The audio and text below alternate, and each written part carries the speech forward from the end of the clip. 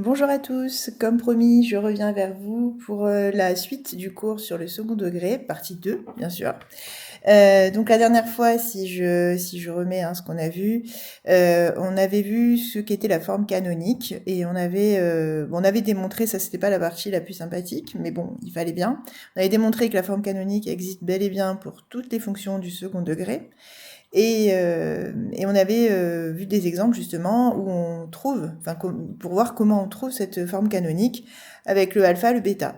Donc je rappelle que c'était ce qui est écrit là, f de x égale a facteur de x moins alpha au carré plus bêta, en partant de ax carré plus bx plus c. Donc les a sont bien les mêmes dans les deux formes. Et le alpha, on a vu dans la démonstration qu'en fait il correspond à moins b sur 2a, et que le bêta, il correspond à moins delta sur 4a, delta étant lui-même, on l'avait écrit ici, et delta étant lui-même b au carré moins 4ac. Alors ça c'est important parce que ça va revenir justement aujourd'hui, cette histoire du delta.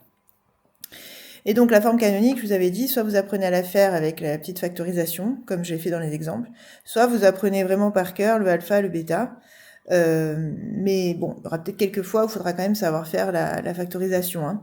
Mais bon, pour ceux que ça ne dérange pas d'apprendre des formules, ça pourra peut-être vous sortir de situations que vous trouvez compliquées.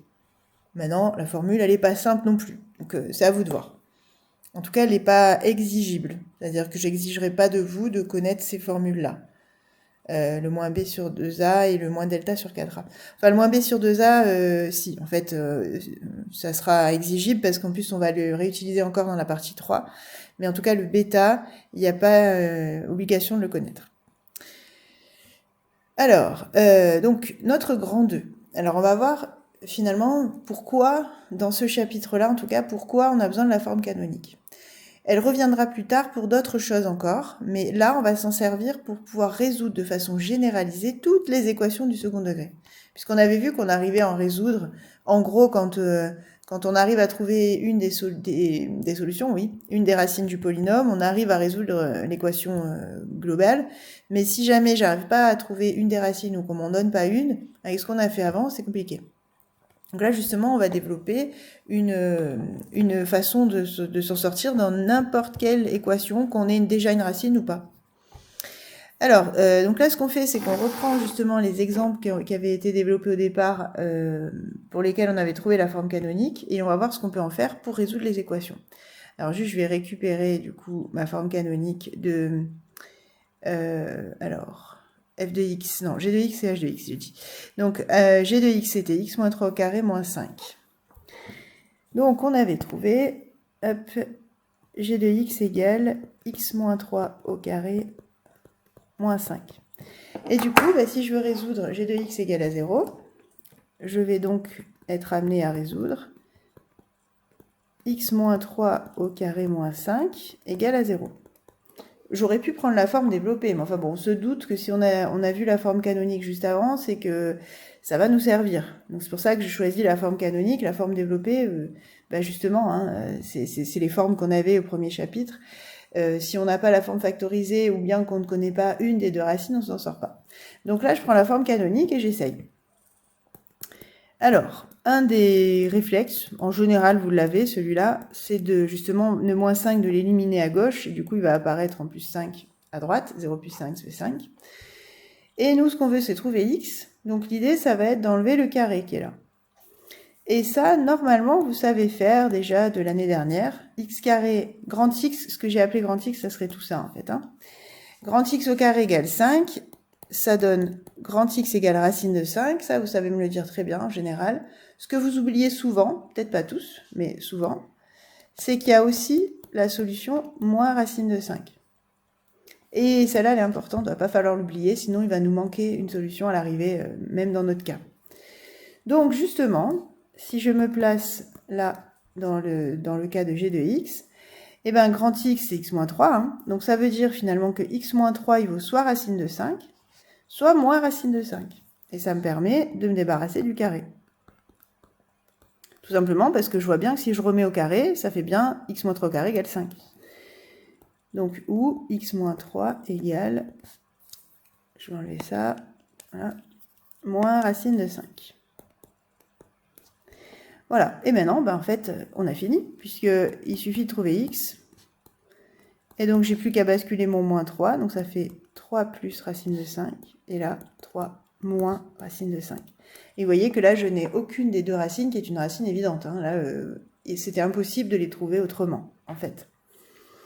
Donc là, mes deux solutions, 3 plus racine de 5, 3 moins racine de 5. Voilà. Donc l'idée, c'est d'observer pour l'instant qu'à partir de la forme canonique, en effet, j'arrive à résoudre les équations du second degré. Et après, en fait, on va généraliser ça, ça va donner lieu à des formules. Alors maintenant, si je fais pour h de x. h de x, alors je vais retrouver ce que c'était. C'était 2 facteurs de x moins 2 au carré plus 1.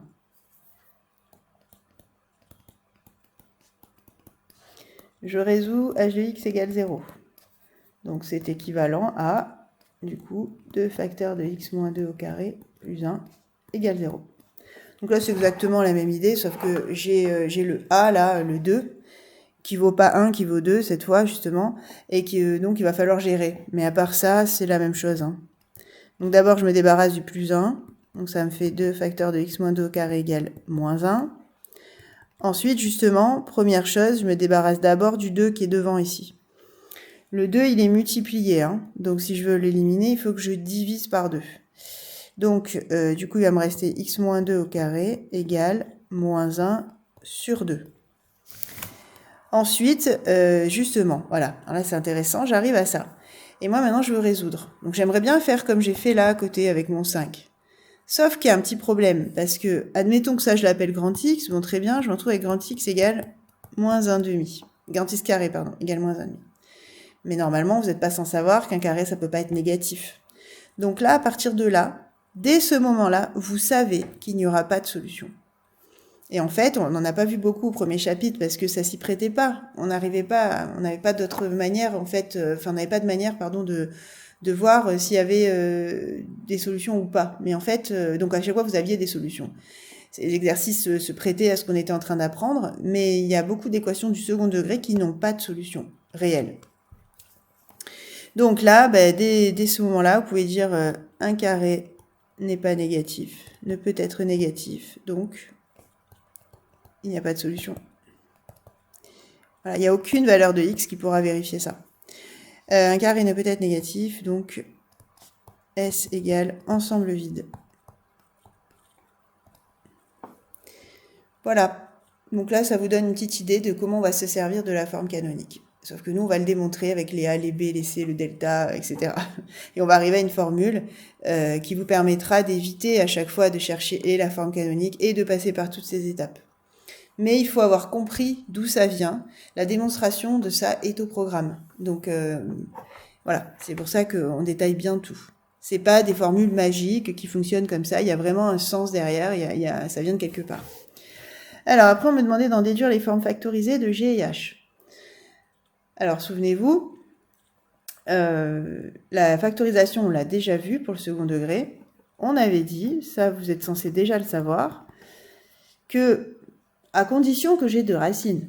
Alors bien entendu, hein, justement, premier chapitre, on considérait toujours qu'on avait deux racines. Mais là, bon, on vient de voir que ce n'est pas toujours le cas. Hein. Mais bon, si jamais j'ai deux racines, et c'est le cas de la fonction g, on avait dit, la factorisation, c'est a fois x moins x1, facteur de x moins x2. J'espère que vous vous souvenez, j'ai un facteur par racine. Et là, justement, le a, je l'ai. Le a, c'est... alors, je vais me prendre de la couleur, voilà. Le a, c'est ce qui est ici devant. Il n'est pas beau mon a. Je m'y reprends. Donc le a ici, en fait, il vaut 1. Hein. Vous pouvez le voir dans la forme développée, sinon, si vous revenez à l'exemple d'avant. Ici, justement, dans h, il vaut 2. À chaque fois, le a, rappelez-vous, c'est a facteur de x moins alpha au carré plus bêta. Donc le a, c'est bien ce qui est devant la parenthèse. Donc ici, je sais que mon a, il va valoir 1. x1, x2, qu'est-ce que c'est? Eh bien, ce sont mes deux racines. Je les ai déterminées. Donc c'est bon. Donc 3 plus racine de 5 et 3 moins racine de 5. Donc, qu'est-ce que je vais faire? Eh bien, je remplace x moins, et on fait attention aux parenthèses, hein, le moins s'applique à tout x1, donc à toute la racine. Et l'autre, pareil. Donc après, il faudra faire attention aux signes.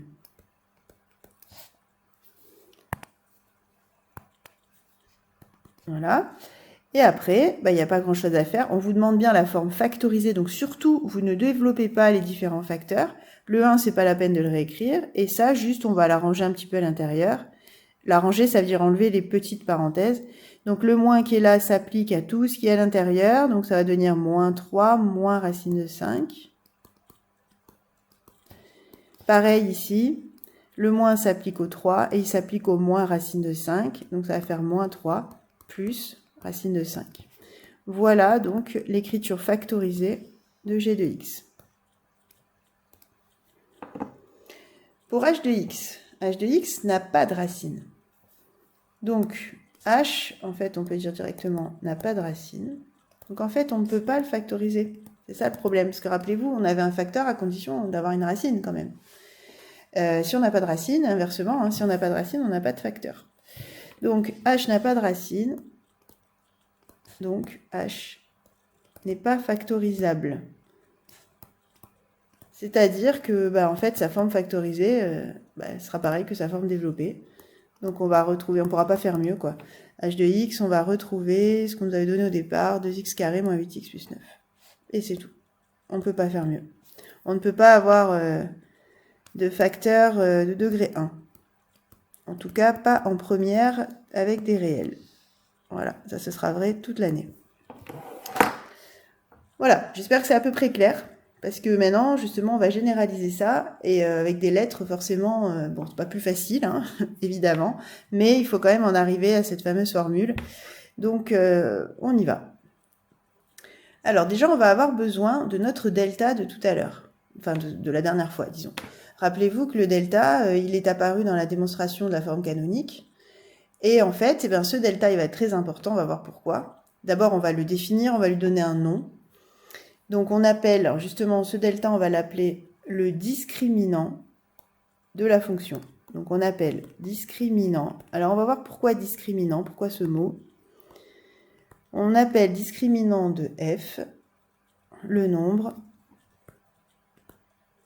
justement, delta égale, et on avait dit que c'était b au carré moins 4 fois a fois c. Ça, vraiment, il va falloir le connaître par cœur, parce que vous allez vous en servir, évidemment, dans ce chapitre, mais encore très souvent dans d'autres chapitres, et l'année prochaine, et après, pour ceux qui continueront les maths. Même si vous ne faites pas des maths, pour devenir ingénieur. Du moment où il y a des maths, vous allez avoir ça. Donc, vraiment, essayez de bien l'apprendre tout de suite, de ne pas confondre. Bon, j'espère que vous avez bien compris qui est A, qui est B, qui est C. Hein. Ce sont les coefficients à chaque fois de votre fonction du second degré sous la forme développée. Voilà. Donc, on a ce delta. Et en fait, ce delta, on va l'appeler discriminant parce qu'il va discriminer, c'est-à-dire qu'il va permettre de distinguer des cas. Et dans chaque cas, on n'aura pas le même nombre de racines et pas les mêmes formules pour obtenir les racines, les éventuelles racines. C'est pour ça qu'on l'appelle le discriminant. C'est-à-dire que c'est celui qui permet de faire le choix. Donc justement, propriété. Alors, si la propriété, en gros, c'est la résolution généralisée. Hein. Donc là, on va donner vraiment toutes les étapes de résolution. D'ailleurs, j'aurais peut-être dû le souligner, ça. Résolution généralisée, parce que c'est quand même important. Il va falloir le retrouver quand vous relisez votre cours. Donc, première étape, quand vous voulez résoudre une équation du second degré, alors ce qu'on appelle équation du second degré simplifiée, hein, c'est-à-dire cette écriture-là, ax carré plus bx plus c égale 0. Du moment où vous avez ça, vous pouvez vous lancer. Donc, première étape, calculer le discriminant. Donc, vous calculez ce qu'on a dit tout à l'heure, delta égale b au carré moins 4ac. Voilà. Ça, vous devez le faire tout le temps, sauf si vraiment il y a une évidence, hein, parce qu'il y a certaines équations du second degré que vous saviez déjà résoudre en seconde, que, bon, évidemment, vous n'aurez pas besoin du discriminant, même s'il fonctionne. Mais sinon, s'il n'y a pas d'évidence, vous avez besoin du discriminant. Ensuite, quand vous avez votre discriminant, il va y avoir 3 cas qui s'offrent à vous. Soit ce discriminant est négatif, donc si delta est inférieur à 0, alors, justement, ça va être le cas, comme on a vu pour h, où on n'a pas de solution possible. Parce qu'à un moment, on va arriver à un carré égal à un nombre négatif. Parce que justement, le carré va être égal à delta sur 4a là. Donc si delta est négatif, il n'y a pas de solution. Oui, enfin, c'est pas delta sur 4A, pardon. Bon, on va le voir, mais c'est pas loin de ça. En tout cas, le delta va intervenir, et s'il est négatif, j'ai mon carré qui est négatif aussi, donc pas de solution. Du coup, on écrit l'équation n'admet pas de solution dans R. Pas de solution réelle.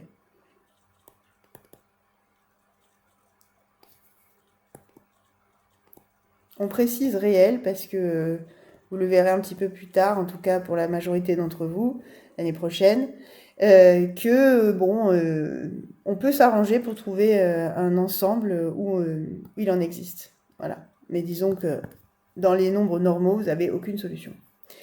Ensuite, si delta égale 0.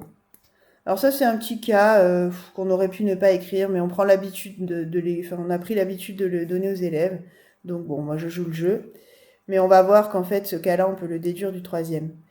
Alors, si delta égale 0, c'est un cas où finalement, il n'y a pas 0 solution. Il n'y en a pas 2 non plus. Il y en a une seule. Et donc là, on va dire l'équation admet une unique solution. Je vais remonter ça. Voilà, l'équation admet une unique solution. Et là, donc, on va avoir la première formule. Ben, cette solution, figurez-vous que c'est exactement alpha. Parce que si delta vaut 0, si vous reprenez la forme canonique de tout à l'heure, on va le démontrer, hein, mais si delta vaut 0, ça veut dire que votre bêta vaut 0. Et donc, il vous reste finalement a facteur de x moins alpha au carré égale 0. Et donc, qu'est-ce que je mets à la place de x pour que ça fasse 0? Ben, je mets alpha, justement. Donc, dans ce cas-là, la seule solution, en général, on la note x0. C'est juste pour qu'on ait une notation commune, hein, qu'on sache de quoi on parle. Du coup, c'est alpha, donc moins b sur 2a. Si jamais vous avez oublié, vous pouvez dire que c'est la même chose qu'alpha. Et le dernier cas, qui n'est pas des moindres, puisque c'est celui où vraiment on a des formules un peu plus conséquentes. Donc si delta est strictement positif, alors l'équation admet deux solutions distinctes. C'était les cas les plus courants qu'on a vus dans le premier chapitre. Admet deux solutions distinctes.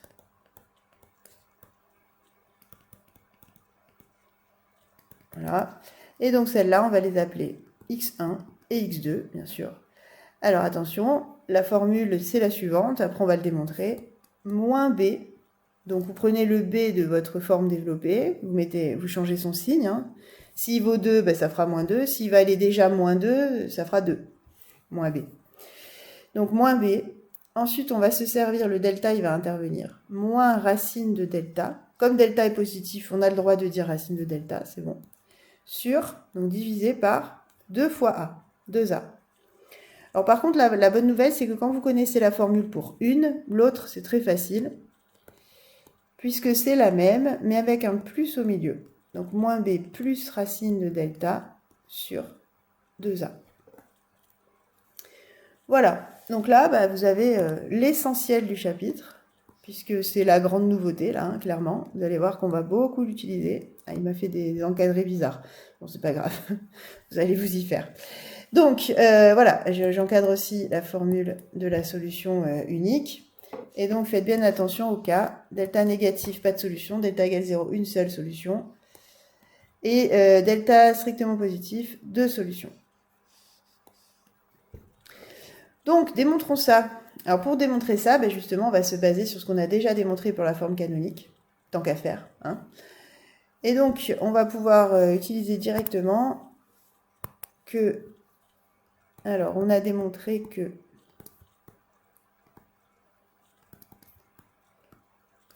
ax carré plus bx plus c, c'est égal à, donc ça on l'a déjà vu, je ne reviens pas là-dessus, a facteur de x moins alpha au carré plus bêta, c'est-à-dire si je remplace a facteur de x moins b sur 2a, c'est-à-dire plus b sur 2a au carré, et les bêta on a dit que c'était moins delta sur 4a. Voilà ce qu'on a démontré. Du coup, bah, si je veux résoudre à x carré plus bx plus c égale à 0, eh ben, ça revient à résoudre. Alors, on cherche donc à résoudre.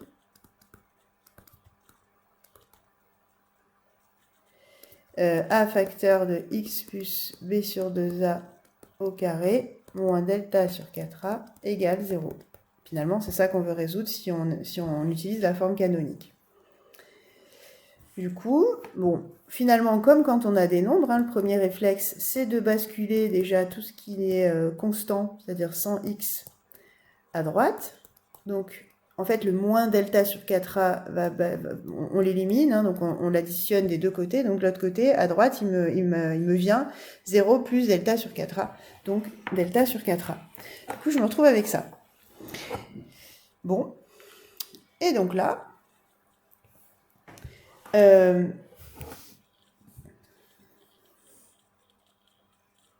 oui, c'est ça. Et donc là, maintenant, excusez-moi, je réfléchissais parce que je n'étais pas sûre d'avoir commencé par l'étape que je voulais. Donc, c'est bon.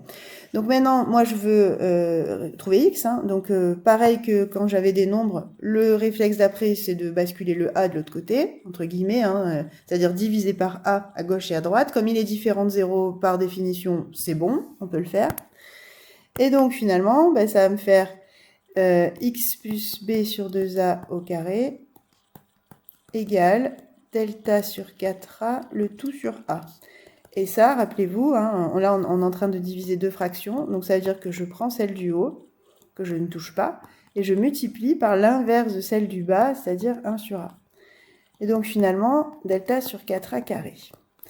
Donc moi, en fait, qu'est-ce que je veux résoudre? Je veux résoudre x plus b sur 2a au carré égale delta sur 4a carré.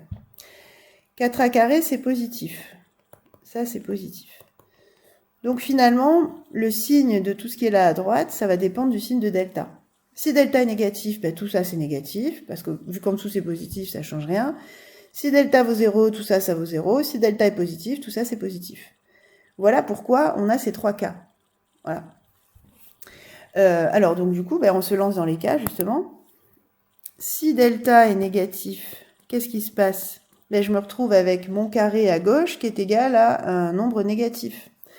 Donc, si delta est négatif, déjà, ce qu'on peut dire, c'est que delta sur 4a est négatif. Or, on va l'écrire comme ça, or, un carré ne peut être négatif. Là, je parle de x plus b sur 2a au carré. Donc, pas de solution. Donc là, j'ai déjà réglé le premier cas. On voit pourquoi il n'y a pas de solution quand delta est négatif. Ensuite, si delta est égal à 0, donc ça c'était notre deuxième cas. Delta égale 0, delta sur 4a carré aussi. Donc on résout en fait, en réalité x plus b sur 2a au carré égale 0. Et ça, en fait, vous savez faire. Là, vous n'avez pas besoin d'une technique particulière. Quel nombre au carré vaut 0? Il n'y a que 0. Donc ça veut dire que x plus b sur 2a, c'est forcément égal à 0. Alors si vous voulez appliquer ce qu'on a fait tout à l'heure avec les racines, racine de 0 ou moins racine de 0, les deux valent 0. Donc voilà, du coup vous vous retrouvez avec une seule équation. Ça vient de ça, justement. Le fait qu'il n'y ait qu'une solution. Et donc du coup, x égale moins b sur 2a. Donc là aussi, vous retrouvez ce qui a été annoncé dans la propriété, à savoir qu'il y a une seule solution. Waouh, il m'a fait un rectangle pas beau, je recommence. Il y a une seule solution qui est moins b sur 2a. Je vais y arriver à faire un rectangle sympa. Voilà. Unique solution. Et maintenant, on va voir l'autre cas, qui est pas tellement plus compliqué, c'est juste qu'il y a un peu plus de lettres qui se baladent. Donc maintenant, si delta est strictement positif, delta sur 4a carré aussi, et on résout. Bon là, du coup, je garde tout, puisqu'il n'y a rien qui se simplifie. X plus b sur 2a au carré égale delta sur 4a carré. Comme ça, c'est positif, mon delta sur 4a carré. Je vais pouvoir faire ce que j'ai fait tout à l'heure dans l'exemple avec g de x. Je vais pouvoir dire, bon, très bien, je garde x plus b sur 2a pour enlever le carré. Ça doit être égal à la racine. Ou bien, rappelez-vous, il y en avait deux, à moins la racine. Il ne faut surtout pas l'oublier, celle-là. Ce que je vous disais tout à l'heure. Voilà, et bien là, on a les prémices de nos solutions, justement. Maintenant, il faut arranger tout ça pour que ce soit un peu plus joli. Mais sinon, on a déjà quasiment tout. Donc maintenant, moi, je veux juste x. Donc, je vais basculer le plus b sur 2a, il va devenir moins b sur 2a de l'autre côté. Et il me reste ma racine. Alors la racine, je vais juste l'arranger un petit peu. Rappelez-vous que racine de a sur b, c'est pareil que racine de a sur racine de b. Donc, je sépare mes deux racines. Et il s'avère que la racine de 4a carré, c'est racine de 4 fois racine de a au carré. Donc, c'est 2a. Et donc, on récupère bien la première formule. Je ne vais pas l'écrire là. Je vais la mettre là. Moins b plus racine de delta sur 2a. Voilà la première. Ensuite, si je fais pareil pour l'autre, c'est exactement la même chose. Hein. Donc, je bascule mon b sur 2a. Le racine de delta, enfin, sur 4a carré, je sépare en deux racines. Et donc, je récupère, pareil, moins b moins racine de delta sur 2a. Voilà pour la deuxième. Donc là, on est dans le cas de deux solutions. Voilà qui est démontré. Donc concrètement, on va le faire sur l'exemple. Ça veut dire que du moment où vous avez votre forme développée, vous avez votre A, votre B, votre C, vous êtes en mesure de dire s'il y a des solutions ou pas et combien. Donc 0, 1 ou 2 solutions, maximum 2 hein, donc. Et vous êtes capable de les déterminer sans même avoir besoin de passer par la forme canonique. Même si j'espère que vous êtes bien conscient après cette démonstration que sans la forme canonique, on n'aurait pas trouvé ces formules. Donc elles viennent vraiment de là. Mais maintenant qu'on les connaît, vous n'avez plus qu'à les apprendre et à savoir les appliquer. Donc, qu'est-ce que ça donnerait justement sur l'exemple? Alors, on me demande donc de résoudre une équation du second degré classique. Elle est déjà sous la forme ax carré plus bx plus c égale à 0. A vaut 3, b vaut moins 6, ça on l'a déjà expérimenté, hein. C vaut moins 3. Et avec ça, je vais faire tous mes calculs. Alors, calcul de delta, on y va. Donc, le discriminant delta. On a dit delta égale b au carré moins 4ac. Alors, pour ceux qui vont me demander, parce que ça, j'en ai toujours, est-ce qu'on doit écrire la formule? Oui. Sur une copie, je veux voir les formules au moins une fois. Après, bon, du moment où elles ont été écrites une fois, je vois que vous les connaissez, mais je veux que vous les écriviez au moins une fois. Donc, b au carré, c'est moins 6 au carré, moins 4 fois 3 fois moins 3. Donc, on est d'accord que j'ai juste remplacé, hein, b par moins 6, a par 3 et c par moins 3. Et ensuite, on fait très attention aux signes. Il y a souvent des erreurs de signes dans delta. Quand b est négatif, le tout est dans le carré. Hein, donc b carré, ça doit tout le temps être positif. Même s'il y avait un moins dans le carré. Puisque comme il est mis au carré, il est multiplié par lui-même. Donc ici, ça fait 36. Et ensuite, là, j'ai 4 fois 3 fois 3, ça fait 36 aussi. Mais avec moins fois moins, ça fait plus. Donc plus 36. Et donc, j'obtiens un delta qui vaut 72. Arrivé là, vous analysez votre delta, vous cherchez en fait dans quel cas il est, comment il discrimine justement. Delta, il est strictement supérieur à 0, donc l'équation admet deux solutions, sous-entendu distinctes, hein, différentes. Donc admet deux solutions, x1 égale, et donc vous écrivez bien les formules, moins b moins racine de delta, le tout sur 2a, et vous remplacez. Votre b, attention, il vaut moins 6. Donc si vous faites moins b, ça va être moins 6. Moins racine de 72 sur 2 fois a, c'est-à-dire 2 fois 3. Oula, il m'a fait une figure bizarre. Voilà. Donc 2 fois 3.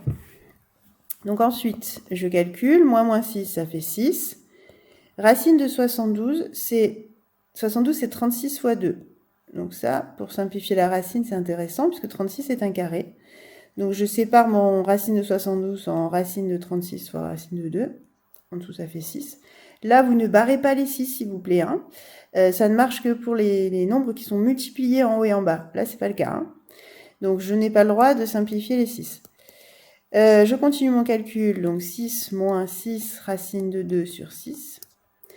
Bon, là, je vois qu'il y a quand même beaucoup de 6 partout. Donc, ce que je fais, c'est que je factorise en haut par 6.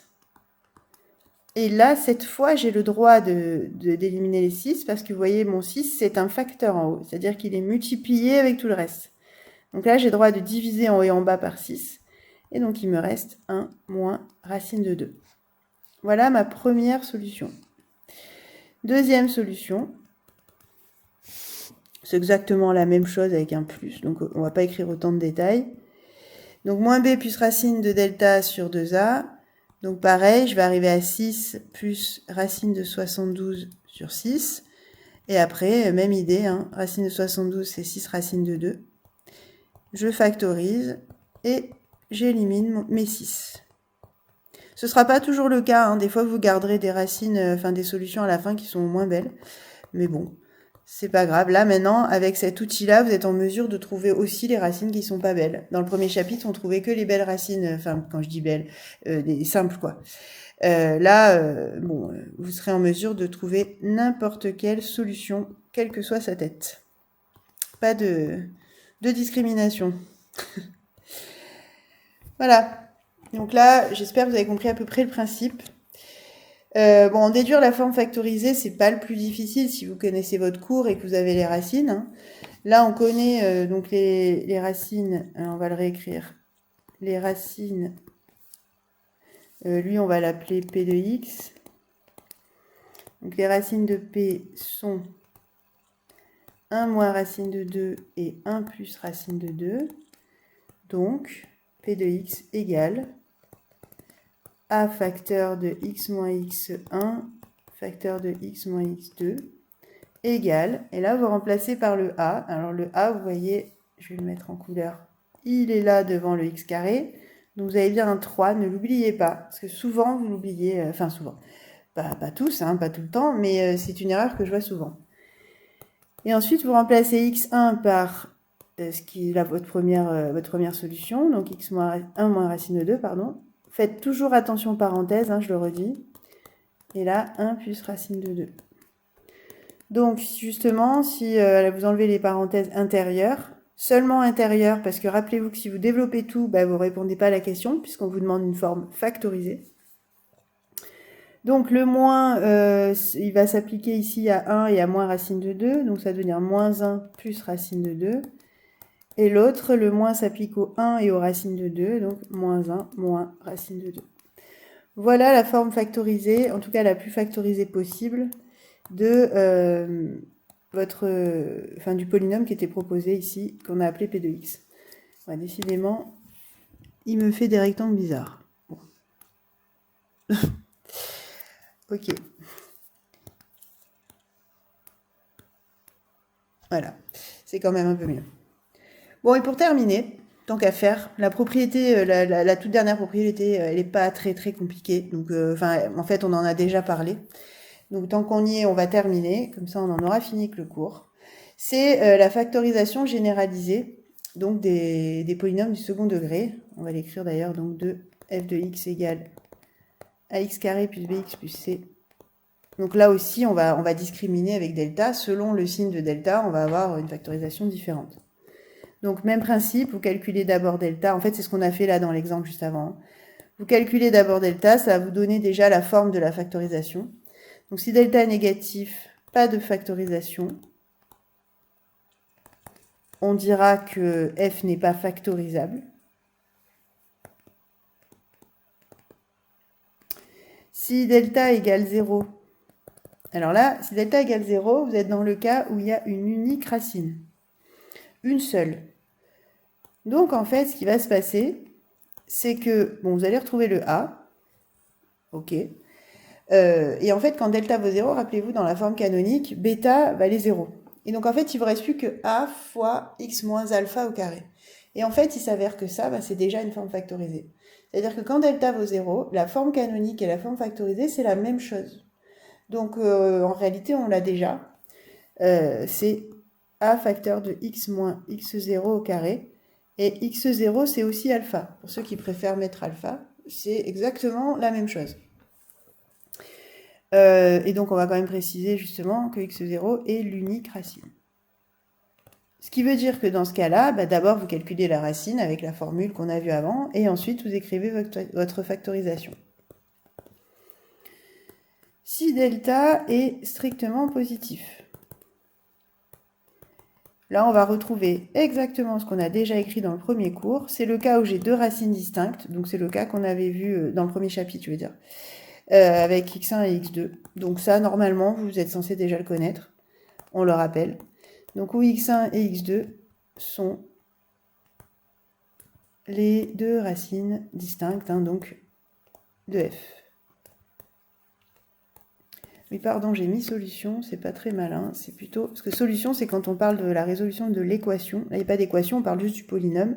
Donc, et l'unique racine de f, pardon. Et voilà, et donc on a tous nos cas. Et avec ça, vous allez voir qu'on peut faire plein d'exercices. Ça donne lieu à beaucoup d'applications. Donc, vraiment, apprenez bien tout ça.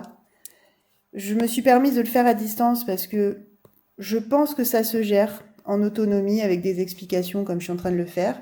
Parce que finalement, ça reste quand même l'application de formules. Alors j'aimerais bien que vous ayez compris d'où ça vient, parce que c'est important pour après s'en souvenir et être capable de le réutiliser dans des contextes un peu plus difficiles. Mais voilà, néanmoins, le cours est quand même assez rapide et finalement, sorti des quelques formules, il n'y a pas plus de choses à savoir. Donc normalement, vous êtes maintenant en mesure de basculer sur les exercices. Donc voilà, je vous laisse au pire réécouter si besoin, et sinon revenir vers moi s'il y a encore des questions, des choses incomprises. Mais bon, avant quand même, essayez sur les exercices que je vais vous donner, de voir si vous êtes en mesure de refaire tout ça tout seul.